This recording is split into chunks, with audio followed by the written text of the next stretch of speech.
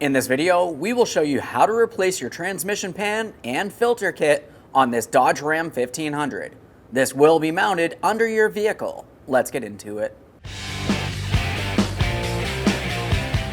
Okay friend, let's get started on our job. The first thing we want to mention is when you go to fill your transmission, you need to make sure you're in a safe area to do so, and it needs to be a flat level surface. Continuing on from there, let's make our way under the hood, and we're going to talk about removing the dipstick here. That's going to be located on the passenger side rear of the engine. It'll make its way all the way down to your transmission. Go ahead and pull that dipstick out, give it a quick wipe, inspect the fluid.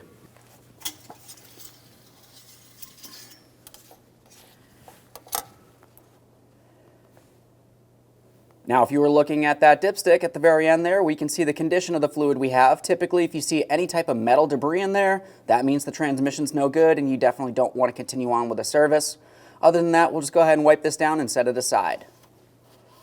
Let's make our way safely under the vehicle, and we're going to locate our transmission pan. Make sure you put a collection receptacle under this area because there is transmission fluid up and behind this pan. Once we start removing the mounting hardware, you're going to find that the fluid will start making its way out. Typically, I like to leave some of the hardware in, and I'm just going to tip the pan down a little bit, allow it to drain as much as possible, and then we'll continue on fully removing the rest of the pan. Now there's going to be several pieces of 13mm mounting hardware making its way around. We can start anywhere you want, work your way around the entire pan. As you continue, make sure you're inspecting the hardware, replace as necessary if anything's rotted and weak.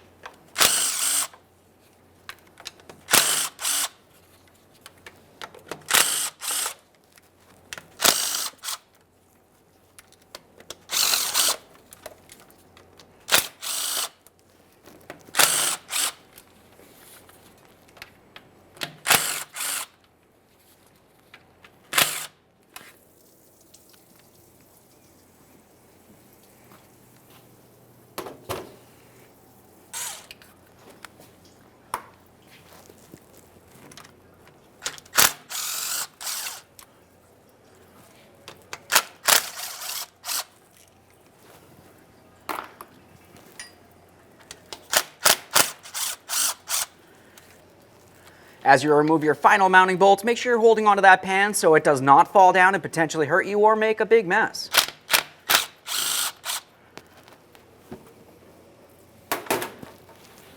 Start lowering this down into our collection receptacle and empty it out. Now that we have the pan down, let's continue on to paying attention to this area here. This is your transmission filter. If you were looking up inside these ports, you're going to find two mounting bolts. We'll be using a T20 torque socket for each of these.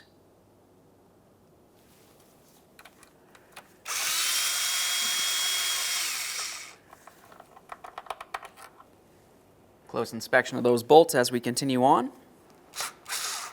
Now, as you remove the final bolt, you're going to want to make sure you're holding onto that filter. That's the last thing holding this in place, and it typically does house more fluid. You can let that make its way into the collection bucket. Remove the filter. There it is, friend. We'll drain this out, continue on. At this point, we've removed everything that we need to remove, in exception of any gasket material that might still be left in place. Commonly, there won't be anything where your filter was, but it's a good idea to give it a wipe and a close inspection in this area. Continuing on, we're going to make our way all the way around the casing of the transmission where the gasket and the pan will sit. Use a flat blade for this. Be extremely careful not to cause any damage. I'm just using a small scraper. Any areas that you can see gasket, you want to try to remove that.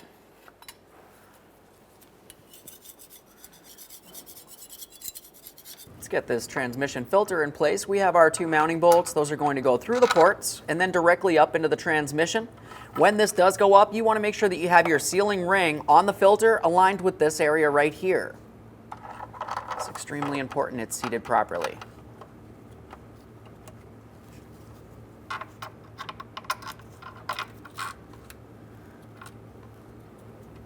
Start on each of those mounting bolts by hand so you're sure you're not cross-threading them into the wrong positioning.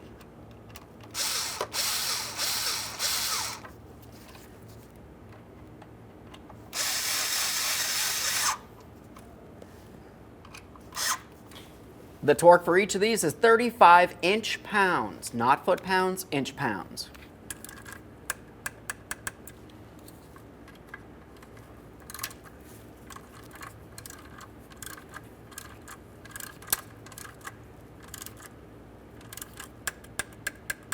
We'll just double check the torque on each of these.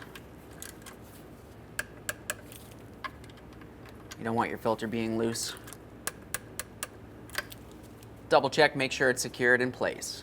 Continuing on, it's time for the transmission pan and transmission pan gasket. You want to make sure you have the gasket properly aligned with the ports on the transmission pan. So when you get this up against the transmission, everything will align. We can start in all the mounting bolts before fully tightening any of them. Start bringing this up. It's important to make sure that the gasket is showing inside of each of the ports. If it's going into the transmission pan in an area or even coming out from the transmission pan in a different area, you're going to have a transmission fluid leak. Let's do one on one side, one on the other side, and then everything should be pretty much lined up.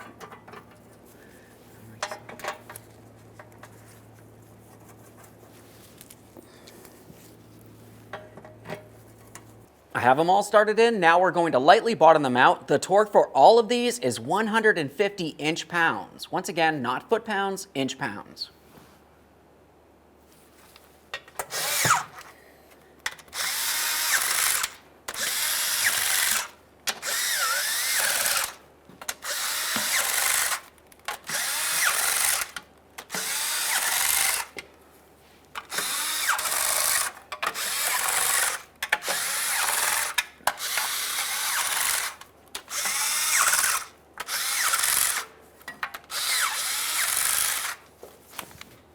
If you were converting this, it would come out to just a little bit above 12 foot-pounds.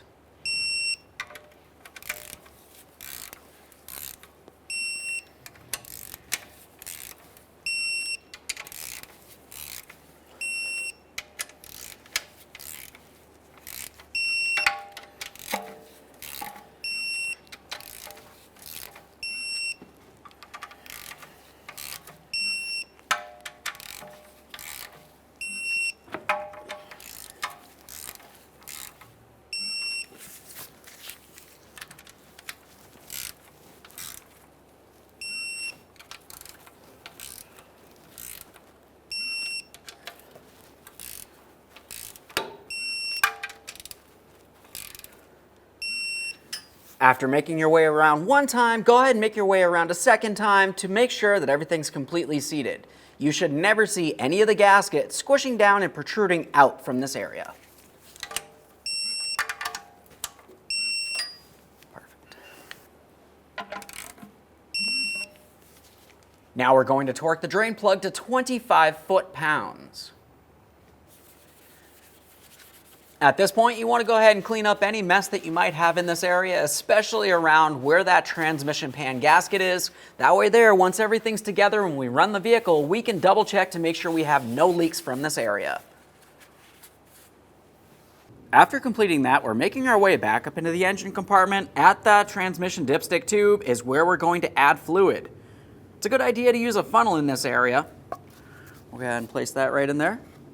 Now, continuing on, you want to use the manufacturer specified fluid. Typically, I start with 5 quarts. After that, you're going to want to start up the vehicle. Let it run for a short while and get up to normal operating temperature. While this is happening, you also want to go ahead and carefully run it through all the gears. You don't have to move the vehicle, but you do want to have your foot on the brake, make your way into reverse, neutral, drive, second, first, and then slowly all the way back up to park. Repeat this process several times.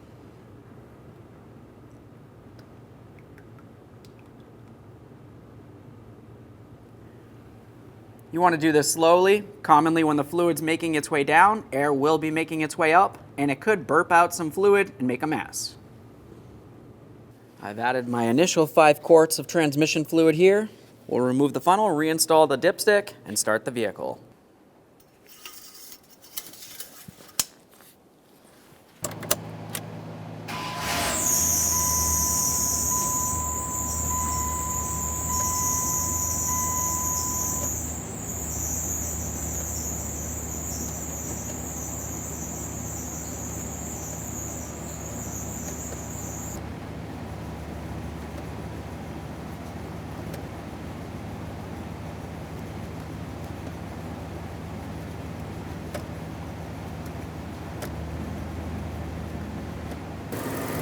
We've been running the vehicle for a while now. Let's go ahead and remove that transmission dipstick. We'll give this a quick wipe and have a close look. Now what we're looking for on the dipstick itself is right where my thumb is. You can see this small hatched area. You want to be inside of this hatched area when the vehicle's transmission is warm and on a flat level surface. If you're below it, you want to go ahead and add a little bit. If you're above it, you need to remove some. Overfilled transmission fluid can be hazardous to the transmission.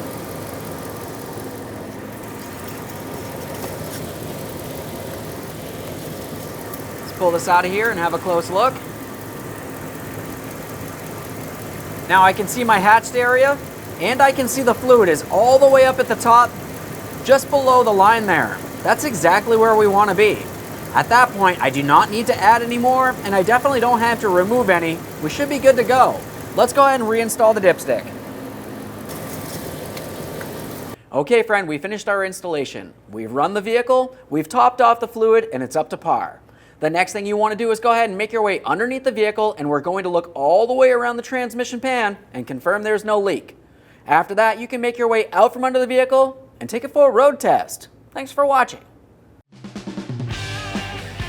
When only the best will do, demand TRQ. The only company that lets you view before you do. TRQ is committed to offering the highest quality aftermarket auto parts that are engineered for peace of mind. Thanks for using and viewing with TRQ.